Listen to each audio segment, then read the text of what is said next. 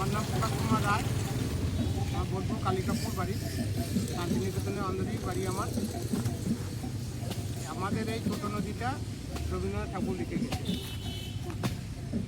আমাদের এই ছোটো নদীর অবস্থা খুব খারাপ, চারিদিকে নোংরা আগাছা জন্মে আছে। আশেপাশে গাঁ আছে, এই নদীর জল থেকে তারা চাষবাস করে, খেতিবাড়িও করে, ধান চাষও করে, আলু চাষও করে। সেইটা সুবিধা নাই, আগে ছিল। এখন কিছুদিন ধরে এই নদীটা নোংরা পরিবেশ হয়ে যাওয়ার পর আর মানুষ জল ব্যবহারও করতে পারে না। আর এই নদীর ধারে আমরা এই ছোটোখাটো হাটের মতন বসাই। আমি নিজে কাঁথা স্টিচের ব্যবসা করি। কাঁথা স্টিচের শাড়ি, টপ,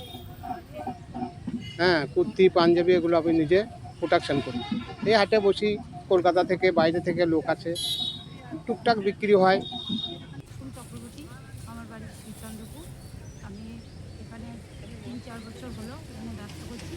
কাঁথা স্টিচ, যে কাঁথা স্টিচগুলো আপনারা দেখছেন এগুলো নিজে হাতে তৈরি করা, আর কিছু কিছু মাল আমার আছে আমার কেনা।